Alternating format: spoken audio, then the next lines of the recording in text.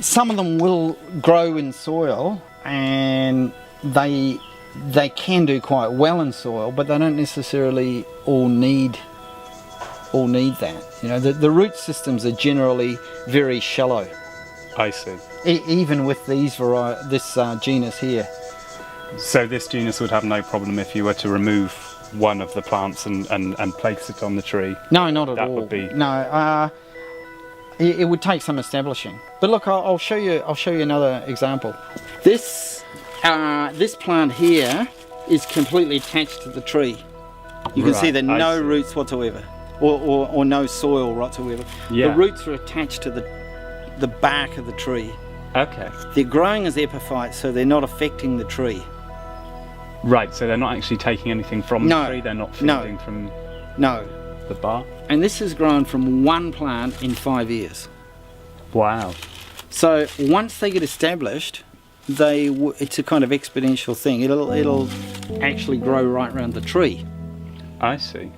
And you know, if I want to, I can break pieces off it. These are the spent flowers. Yeah.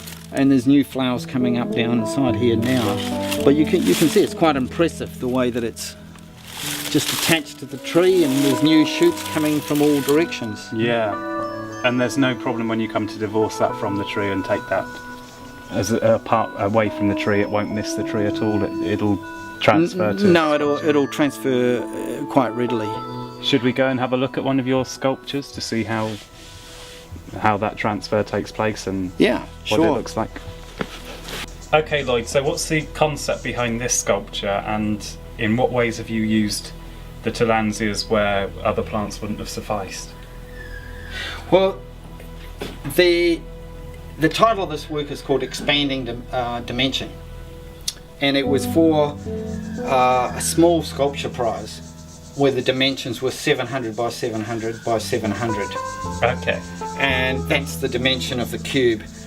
The cube, really, the idea of the cube was just as a support mechanism to allow it to go in the gallery. The idea behind the work is that these cables would suspend between buildings. I see. So that the stainless steel pipes would float in space between an enclosed space of buildings, and then over a period of time the plants would just continue to grow along and actually grow outside the dimensions of the sculpture prize. I see, yes, yeah. So that's what this is. The idea of the tubes is really it can reference a number of things to do with, they may be chimneys, they may be exhaust pipes, they could be veins, but vascular kind of thing. So it represents both the organic and more industrial references. And there's a real contrast between the two there. You can see between the organic and the industrial. Yes, there is. Which is obviously a major concern of yours. This was in the gallery for 2 months.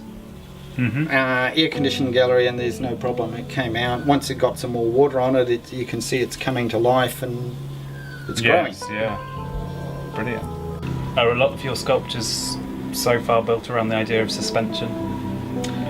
Yeah, I'm very interested in that idea of things that can actually, in a sense, perceptively defy gravity. Yes, yeah.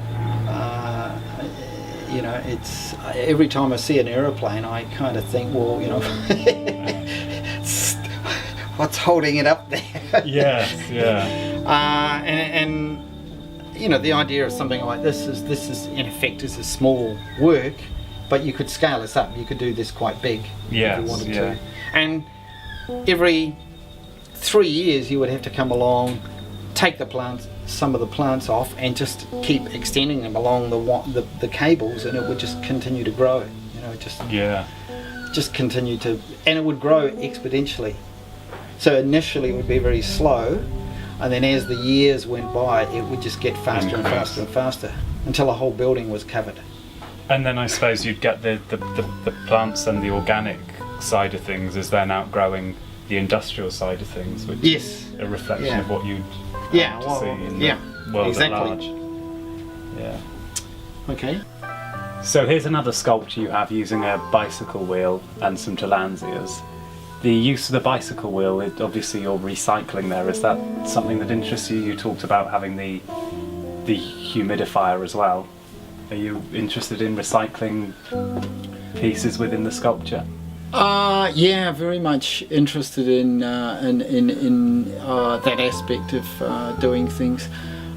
The bicycle wheel is, of course, has a reference to Duchamp with the stall on the bicycle wheel as well, and that sort of found object thing. But a lot of these pieces are concept pieces.